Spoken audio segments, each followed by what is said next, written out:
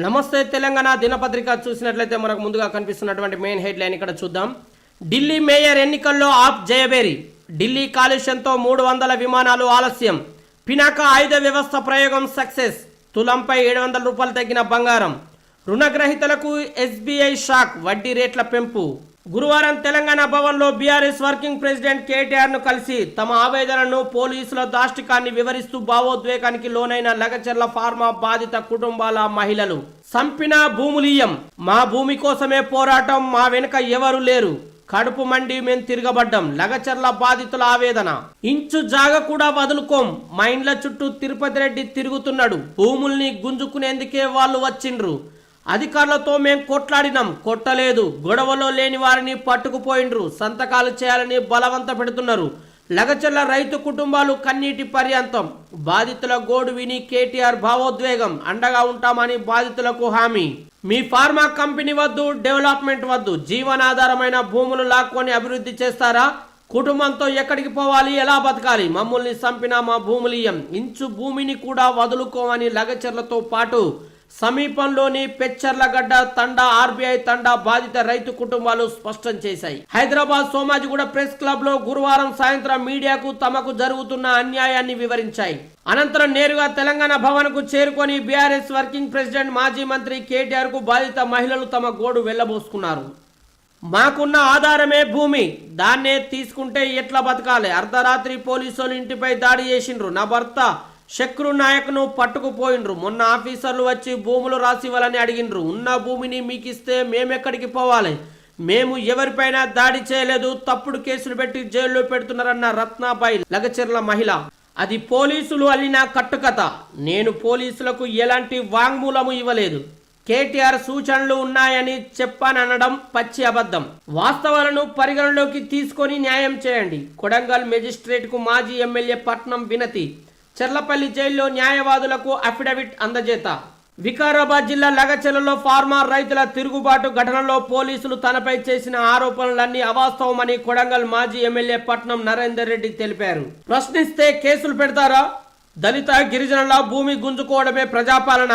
మహిళలను తొక్కుకుంటూ పోవడం ప్రజాస్వామ్యమా? తెలంగాణలో ఇందిరమ్మ ఎమర్జెన్సీ పాలన కల్పిస్తున్నది. కుట్రపూరితంగా కేసు పెట్టి పట్నంను జైలుకు పంపిండ్రు. రిమాండ్ రిపోర్ట్లో ఏం రాసిండ్రో కూడా పట్నంకు తెలియదు. కొడంగల్ నుంచే సర్కార్పై ప్రజల తిరుగుబాటు మొదలైంది. రేవంత్ను గద్దె దించేదాకా నిద్రపోమన్న మాజీ మంత్రి హరీష్ రావు. చెర్లపల్లి జైల్లో పట్నంతో బీఆర్ఎస్ నాయకుల ములాఖత్. ఏడాదిలోనే ప్రజా విశ్వాసం కోల్పోయిన రేవంత్ సర్కార్ అవసరమైతే జైల్ బరోకు రెడీ, బీఆర్ఎస్ నేతల హెచ్చరిక. జైల్లో పట్నంను కలిసిన అనంతరం మీడియాతో మాట్లాడుతున్న బీఆర్ఎస్ నేతలు హరీష్ రావు, పల్లా తదితరులు ఉన్నారు. లగచర్ల ఘటనను బీఆర్ఎస్ పైకి నెట్టే కుట్ర. పరిగి సబ్ జైలు వద్ద రైతు కుటుంబాలకు సబితా పరామర్శ. ప్రభుత్వ కుట్రతోనే కేసు, లగచర్ల ఘటనతో నాకు సంబంధం లేదు, ఏకపక్షంగా మెజిస్ట్రేట్ కోర్టు ఉత్తర్వులు, సుప్రీం మార్గదర్శకాలను పట్టించుకోలేదు, కేసు కొట్టేయండి, రిమాండ్ పై స్టే విధించండి. హైకోర్టులో పట్నం నరేందర్ రెడ్డి పిటిషన్. కర్ణాటక సర్కార్ మరో బాధుడు, త్వరలో నీటి బిల్లులపై హరిత సుంకం. Revanth the F3 formula, family friends fraudsters. Telangana సంపదను తన వారికి దోచిపెడుతున్న రేవంత్. సుంకిశాల, మూసి, అమృత్, మ్యాక్సిబిన్ అన్ని అంతే. రేవంత్ ఆర్థిక బంధాల్లో అనుమానాలు, అక్రమాలెన్నో. అల్లుడి కోసమే ఫార్మా, ఆధారాలతోనే కేటీఆర్ వెల్లడి. అవినీతిని బయట పెడుతున్నాడనే ఆయనపై సీఎం కుట్ర. కేటీఆర్ ఫోబియాతో హడలిపోతున్న రేవంత్ రెడ్డి. అందుకే ప్రతీకారంతో అక్రమ కేసులకు ప్రయత్నాలు. బీఆర్ఎస్ నేతలు క్రిషాంక్, పుట్ట విష్ణువర్ధన్ రెడ్డి ధ్వజం. తెలంగాణ సంపదను కొల్లగొట్టేందుకు సీఎం రేవంత్ రెడ్డి F3 ఫార్ములాను అనుసరిస్తున్నారని బీఆర్ఎస్ నాయకులు మన్నె క్రిషాంక్, పుట్ట విష్ణువర్ధన్ రెడ్డి ఆరోపించారు. ఫ్రెండ్స్, ఫ్యామిలీ అండ్ ఫ్రాడ్స్టర్స్, ఈ 3 Fలకు మేలు చేయడమే లక్ష్యంగా రేవంత్ రెడ్డి పాలన సాగుతున్నదని మండిపడ్డారు. నాడు ఈస్ట్ ఇండియా కంపెనీ అని తిట్టిపోసిన మెగా కంపెనీకి మంత్రి పొంగులేటి శ్రీనివాసరెడ్డికి చెందిన రాఘవ కంపెనీకి కొడంగల్ లిఫ్ట్ ఇరిగేషన్ ప్రాజెక్టును అప్పగించిన సంగతి తెలిసిందే. గ్రూప్ 4 ఫలితాలు విడుదల. 8084 అభ్యర్థులతో ప్రొవిజనల్ జాబితా. 96 పోస్టులను భర్తీ చేయకుండా పెండింగ్. ప్రైవేట్ టీచర్లకు అనుభవం లేదు. ప్రభుత్వ ఉపాధ్యాయులతో పోల్చితే వారికి చదువు తక్కువ. ప్రైవేట్ స్కూల్లో చేర్చడమే ప్రతిష్టగా తల్లిదండ్రులు భావిస్తున్నారు. వర్సిటీలు గంజాయికి బానిసలయ్యాయి. సీఎం రేవంత్ వెల్లడి. రైతు భరోసా ఎప్పుడిస్తారు? మంత్రి జూపల్లిని ప్రశ్నించిన రైతు. సమాధానం దాటేసిన మంత్రి. రుణమాఫీ చేసేదుందా? మానుకోట ఎమ్మెల్యేను నిలదీసిన మహిళా రైతు. రామన్నగూడెం కొనుగోలు కేంద్రం ప్రారంభంలో ఘటన. రైతు భరోసా ఎప్పుడిస్తారని ఓ రైతు మంత్రి జూపల్లి కృష్ణారావును ప్రశ్నించాడు. సమాధానం చెప్పకుండా ఆయన ఆ అంశాన్ని దాటవేశారు. గురువారం నిజామాబాద్ జిల్లా పర్యటనకు వచ్చిన మంత్రి జూపల్లి డిచ్పల్లి, ఆర్మూరు, ఎడపల్లి మండలాల్లో ధాన్యం కొనుగోలు కేంద్రాలను పరిశీలించారు.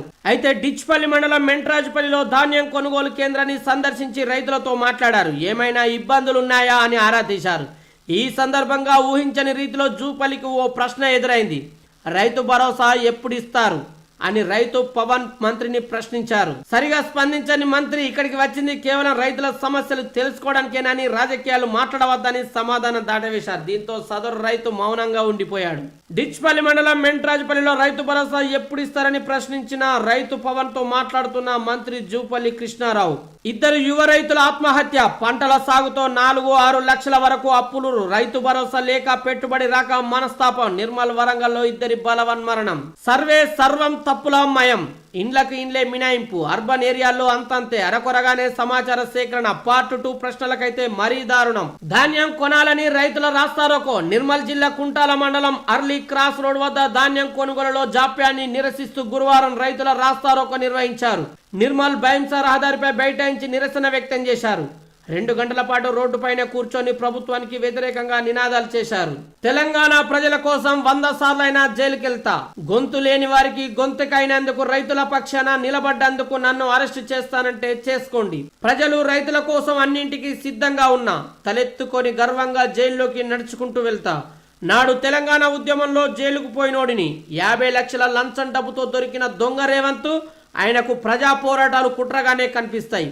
భూములు కోల్పోతున్న రైతులు ప్రశ్నిస్తే కుట్రనా? ఎస్పీ దగ్గరుండి బాధితులను కొట్టించడం దారుణం. ఇది ప్రజల నుంచి ప్రభుత్వానికి ఎదురైన భంగపాటు, ప్రజా వ్యతిరేకత నుంచి డైవర్ట్ చేసేందుకే కేసుల కుట్ర. మాకే వణుకుతున్నావు, కేసీఆర్ వస్తే తట్టుకోగలవా? నమస్తే తెలంగాణ ఇంటర్వ్యూలో కేటీఆర్, పేద రైతన్నల పక్షాన నిలబడినందుకు రేవంత్ రెడ్డి ప్రభుత్వం నన్ను అరెస్టు చేస్తానంటే చేసుకోవచ్చు. తెలంగాణ రైతన్నల పక్షాన నిలబడి తలెత్తుకొని గర్వంగా జైల్లోకి నడుచుకుంటూ వెళ్తా. ఒక్కసారి కాదు, తెలంగాణ ప్రజల కోసం 100 సార్లైనా జైలుకెళ్తా. లగచర్ల ఘటనలో బీజేపీ కాంగ్రెస్ కార్యకర్తలను వదిలేసి కేవలం బీఆర్ఎస్ కార్యకర్తలు 21 మందిని చిత్రహింసలకు గురి చేశారు. స్థానిక ఎస్పీ దగ్గరుండి రైతులను కొట్టించారు. రైతులను పరామర్శించేందుకు వెళ్లిన మా పార్టీ ఎమ్మెల్యే సబితా ఇంద్రారెడ్డితో రైతులు తమ ఆవేదన చెప్పుకొని ఏడ్చారు. రైతులు సరిగా నడవలేకపోతున్నారన్న కేటీఆర్, తెలంగాణ ప్రత్యేక రాష్ట్ర సాధన కోసం నాడు జైలుకు వెళ్లాలని, నేడు రాష్ట్ర ప్రజల కోసం 100 సార్లు జైలుకు వెళ్లేందుకు సిద్ధమేనని బీఆర్ఎస్ వర్కింగ్ ప్రెసిడెంట్ కె తారక రామారావు స్పష్టం చేశారు. గొంతు లేని వారికి గొంతుకైనందుకు, రైతుల పక్షాన నిలబడినందుకు అరెస్టు చేస్తామంటే చేసుకోవాలని సీఎం రేవంత్ రెడ్డికి సవాల్ విసిరారు. తెలంగాణ రైతన్నల పక్షాన నిలబడి తలెత్తుకొని గర్వంగా జైల్లోకి నడుచుకుంటూ వెళ్తానని చెప్పారు. తెలంగాణ ప్రజల కోసం అన్నిటికీ సిద్ధంగా ఉన్నానని తెలిపారు.